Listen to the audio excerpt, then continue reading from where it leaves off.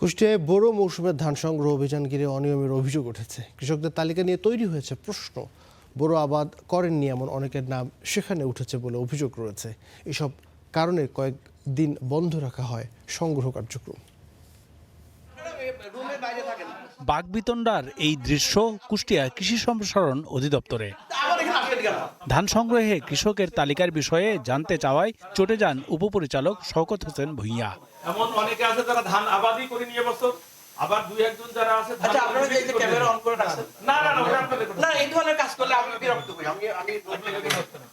আমি বলতেছি যে ক্যামেরা কেন আপনারা অন করে রাখছেন? বোরো মৌসুমে সরকারি ধান সংগ্রহ অভিযান চলছে।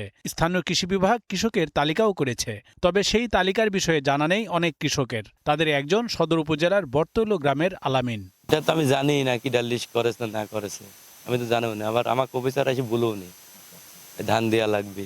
তালিকায় নাম আছে শুনে অবাক হলেন আব্দুর রাজ্জাক সহ আরো অনেকে। অথচ এবার বোরো ধান আবাদি করেননি তারা। ফোন দিয়ে আমার যে অফিসার তাকে ডাকিছি মাঠে, যে ভাই মাঠে আসেন, পেঁয়াজের পরিস্থিতি এই, ধানের পরিস্থিতি এই, তাও তারা আসেনি। তাহলে নামটা যে কিভাবে তুলে ওরাই জানে। আপনার কোনো ধান আবাদ এবার করেননি? না, ভিটি বাড়িটারই আছে মানে এক 5-6 বিঘি হবেন কি আর মাথা নয় ধানের ভুঁই 2 বিঘি ভুঁই আছে, আবাদ করে না।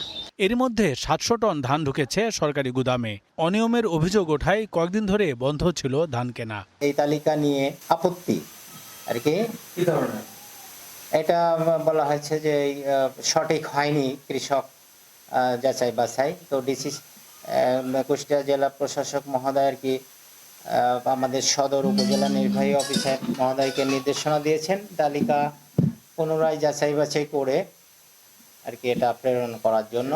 এ নিয়ে খাদ্য বিভাগ দায় চাপালো কৃষি কর্মকর্তাদের উপর। তবে কথা বলতে রাজি নন উপপরিচালক শওকত হোসেন ভূঁইয়া।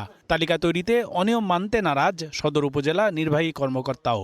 আমরা ধান যখন কিনি তখন হচ্ছে কৃষক ধান নিয়ে আসে, সেইভাবেই কিনি। এখন গড় মিল যদি থাকে এর জন্য আমরা দায়ী না।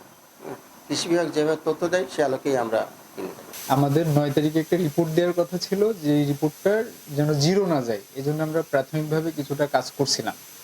কিন্তু আমাদের চূড়ান্ত তালিকা লটারির মাধ্যমে নির্ধারিত হবে। এখনো পর্যন্ত আমাদের কাছে এই ধরনের কোনো রিপোর্ট নাই যে অনিয়ম হয়েছে। তবে যদি হয় তাহলে আইন অনুযায়ী অবস্থায় ব্যবস্থা হবে। কুষ্টিয়ার 6 উপজেলা থেকে এবার মোট 3638 টন ধান কিনবে সরকার। প্রতিমণ ধানের দর 1440 টাকা। Desk report, star news.